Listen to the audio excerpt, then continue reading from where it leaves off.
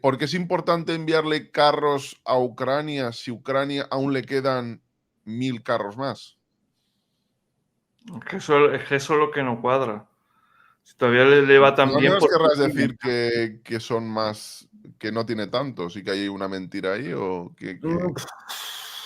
No es eso, es que tienes que tener en mente que el frente es también muy grande, son frentes de 1000 kilómetros. O sea, Claro. visto en línea aérea, son 1000 kilómetros. Y claro, aquí eso también tienes que ocuparlo, ¿no? Luego tienes que tener en mente que esos carros de combate no están todos en servicio.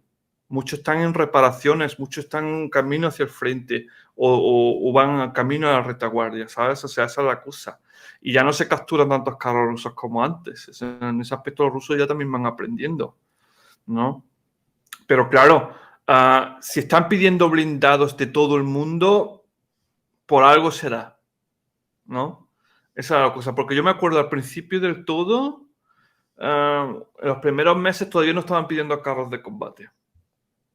Y de hecho, porque se le ofreció incluso los Leopard 2 y dijeron que no, que los Leopard 2 no les convienen, ¿no? Porque es un carro completamente diseñado de otra filosofía, con 4 tripulantes y todo lo demás.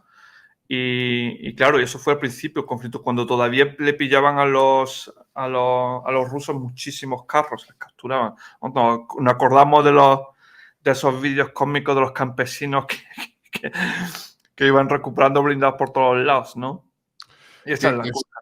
eh, claro, lo que se decía que al principio Rusia había perdido muchísimos blindados por averías, por pérdida de la cadena de suministro de combustible. Literalmente se habían quedado sin combustible. Yo no sé hasta qué punto es cierto, pero parecía que tenían problemas recuperando carros averiados o sin combustible. Sí, ¿Tú te crees esa explicación que se dio en su momento o no? sí. Sí me lo creo, porque es una operación, o sea, en la primera fase de la operación, como se suponía que era un golpe decapitador estratégico, ahí tienes que avanzar a toda velocidad. O sea, la velocidad lo es todo.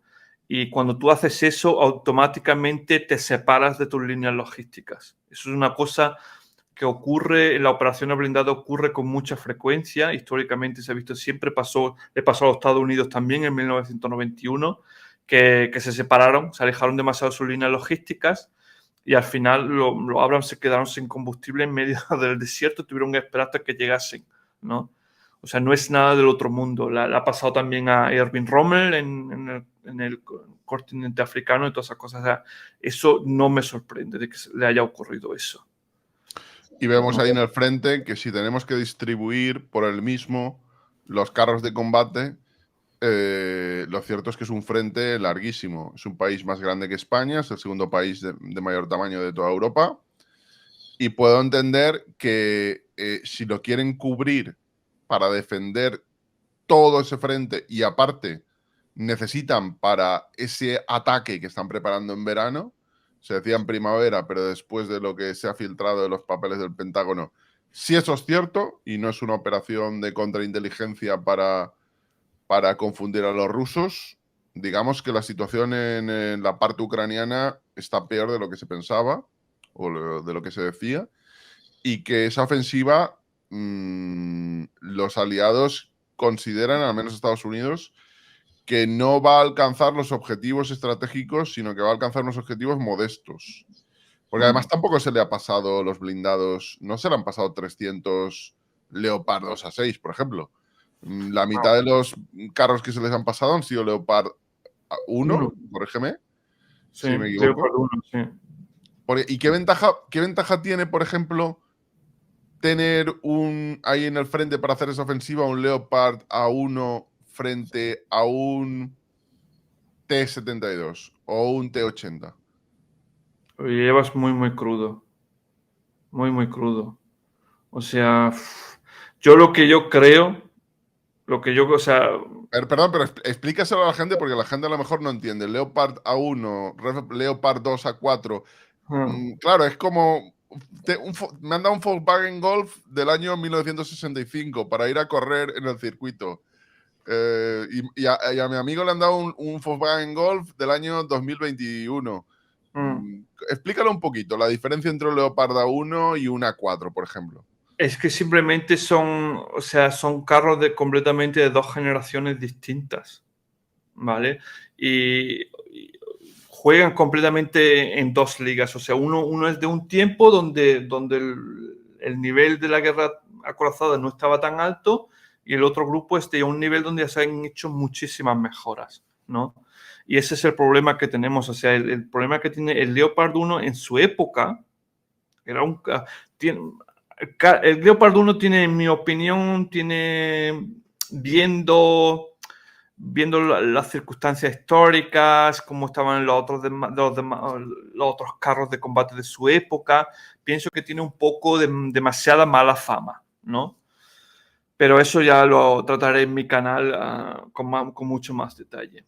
Pero, ¿qué es eso? Que estamos hablando aquí de un carro de una época donde los carros no tenían esa pegada, no tenían esa protección, no tenían esos sistemas de tiro ni nada. Y contra carros de completamente una nueva generación con mucha mayor capacidad.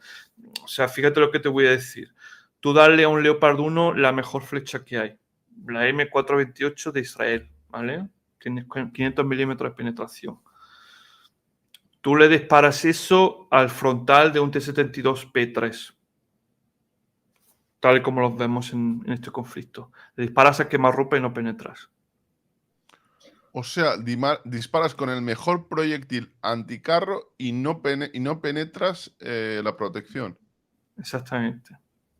Pero entonces... Mientras que el T-72 te penetra a 4.000 metros de distancia, 5.000 metros de distancia con cualquier munición.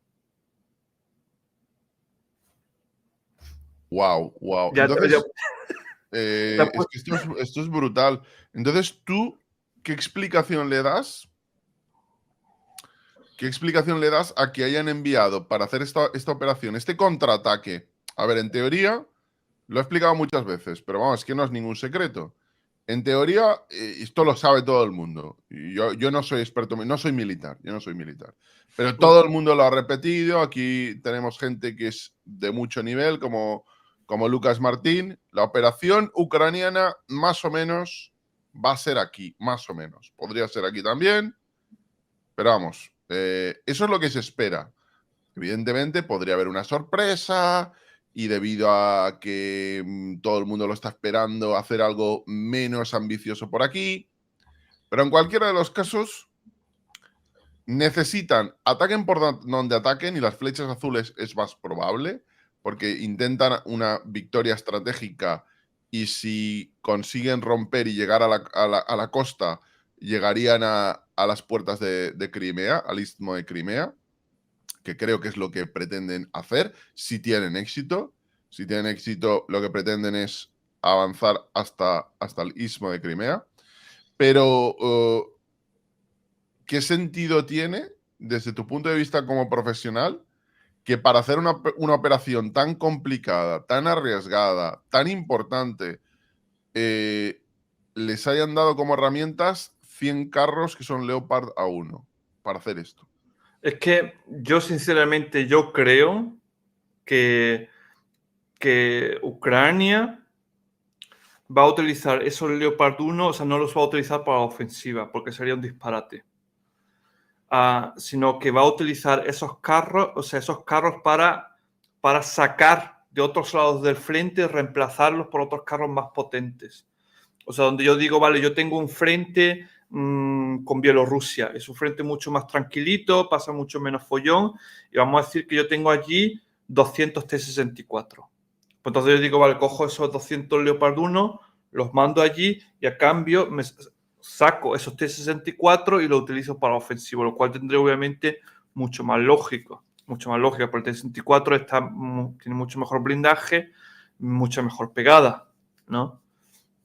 Esa es la cosa. Pero mira, esta distancia que tú has puesto aquí, ese corredor, si tú dices, vale, tú empiezas desde donde está el frente y avanzas en línea recta hacia abajo, hasta que llegues a la playa, ¿vale? O sea, al mar de Azov. ¿Cuántos kilómetros son? Es que creo que el plan no sé, si el plan lo voy a intentar dibujar. Yo no soy experto, chicos, pero es yo lo que he preguntado a la gente que sabe. A militares, el plan es el siguiente. Y os lo voy a dibujar. El plan es recorrer más o menos 25 o 30 kilómetros y tomar Tokmak, que está aquí. Probablemente. El problema es que en el fondo, a ver, el problema o la cuestión es tomar justamente esta población que está aquí. Lo voy a dibujar, ¿eh?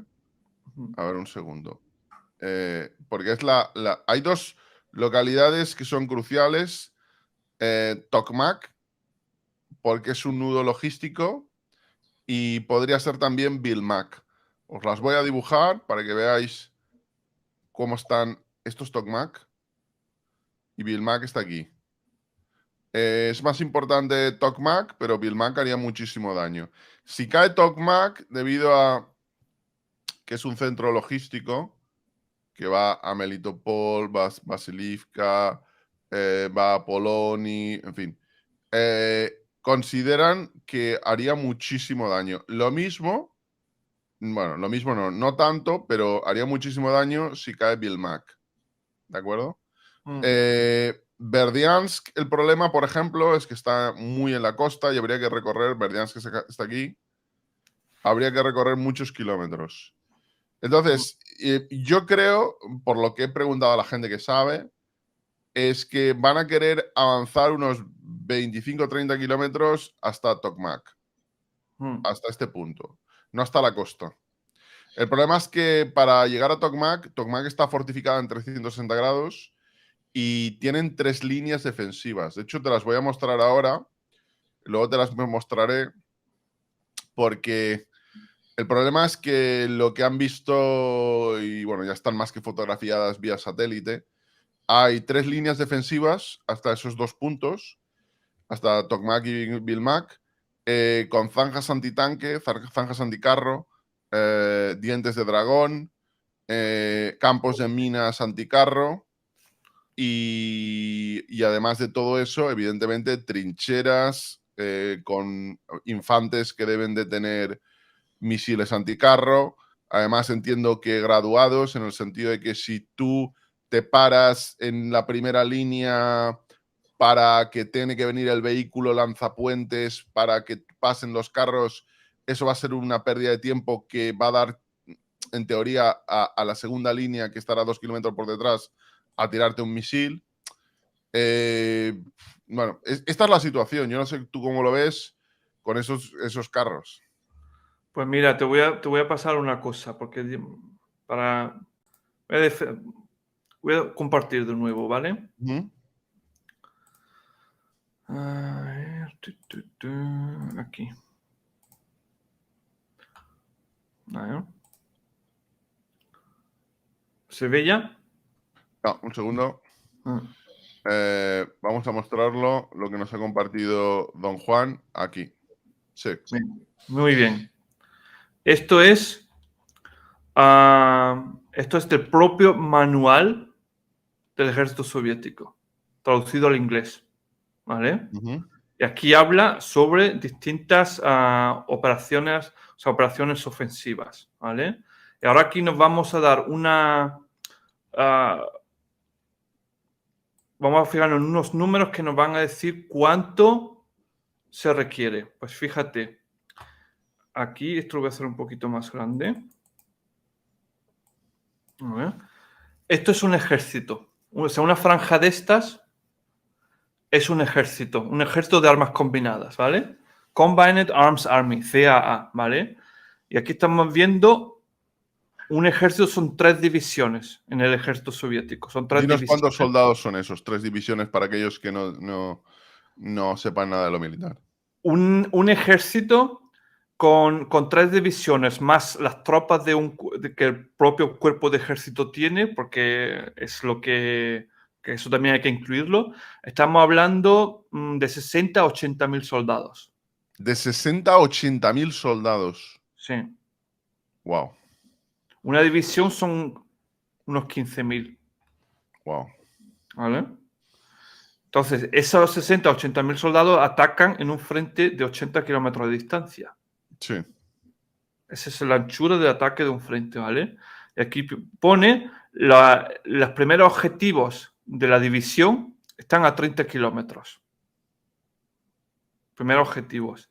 Y Sí. luego después a otros 100 a 150 kilómetros, que sería el objetivo del ejército. O sea, un ejército blindado se espera que ataca en 2 escalones y que podría conquistar una zanja de 100 a 150 kilómetros. ¿Vale? O sea, un ataque, o sea, estamos hablando de un terreno de 80 kilómetros de ancho hasta 100, 150 kilómetros de longitud. ¿Vale? Pero ojo, aquí estamos hablando de un ataque. O sea, estamos hablando de que yo conquisto ese terreno y no tengo que mantener ese terreno conquistado, porque eso es ya mi retaguardia y ahí luego y yo sigo avanzando, ¿vale? En este caso que tú has dicho, donde se dice que en la primera fase se quería en esa misión crear una, ¿cómo se dice? Partir ese corredor, ¿no? Dividirlo por la mitad. Eso significa que yo tengo que avanzar en suficiente profundidad para cortarlo todo, porque de Bueno, nada me ellos sirve. consideran que yo, a la gente que le he preguntado que sabe de esto, me dicen que lo que es importante es que caiga el nudo logístico. Si cae el nudo logístico, va a caer todo como un castillo en naipes detrás. Eso serían unos 50 kilómetros. Te lo voy a mostrar. Sí. O sea, estas son las líneas defensivas, las fortificaciones, especialmente anticarro, las diferentes líneas. O sea, os las voy a dibujar. Os las voy a dibujar y así creo que lo vais a ver mejor. Lo voy a resaltar, ¿de acuerdo? Mirad, lo voy a dibujar y esto es la línea del frente, que está más o menos a unos... La línea del frente está a unos 40 y pico kilómetros de Tokmak, creo. Hablo de memoria. Esa es la primera línea fortificada. Aquí está la segunda línea fortificada. Aquí está la tercera línea fortificada. Y aquí está Tokmak, que está fortificada en 360 grados. Es decir, da igual por qué lado se ataque, está fortificada. Aquí hay otra ciudad que es muy importante, podrían atacar también, que es Mijailivka, que están 3 de los 4 lados del cuadrado de Mijailivka fortificada. Y luego está aquí Bilmak, que también se considera muy importante, que también está fortificada en 360 grados. Y bueno, aquí lo que se supone, no hemos visto imágenes vía satélite, lo que hay son desde zanjas anticarro, hay muchísimos campos de minas anticarro, están, aparte de lo anterior de las zanjas y de los campos de minados, hay dientes de dragón y están las trincheras con, fíjate, lo escalonado que está, una línea, 2 líneas, 3 líneas, más estos 2 nudos logísticos, bueno, y el tercero de Mijailivka, están prácticamente como si fueran una ciudad, ¿no? Como una ciudad medieval. Habría que ver también, porque claro, supongo que lo intentarán ablandar primero, antes de que lleguen los carros de combate, con artillería, con misiles de precisión. Pero ¿tú cómo ves esto para ir con los Leopard 1? Bueno, entiendo que los Leopard 1, como has dicho, los dejarán cerca de Bielorrusia. Pero irán con T-72, ¿no? T-72, Sí. Leopard 2 A4. Sí. Pues mira, te voy a decir solo una cosa, ¿vale? Ese espacio entre el frente y Tokmak, Sí, solo para defender ese espacio, no estamos hablando de conquistarlo, sí, estamos hablando solo de defenderlo, porque vamos a suponer que tú vas a avanzar y vas a crear un corredor propio hasta Tokmak, ¿vale? sí. Y ese corredor propio entrará luego la fuerza que, ojo, ¿te acuerdas del último vídeo? Que rodea Tokmak, que se abra paso, que rodea Tokmak para luego atacar la ciudad, ¿no? Y claro, eso sea otra fuerza adicional, pero solo para mantener ese corredor ya estamos aquí hablando de una división. Estamos hablando de 15.000 soldados. Estamos O hablando sea, de... necesita 15.000 soldados para abrir ese agujero y defenderlo, No estamos hablando de abrirlo, estamos hablando de mantenerlo, de mantenerlo. defenderlo.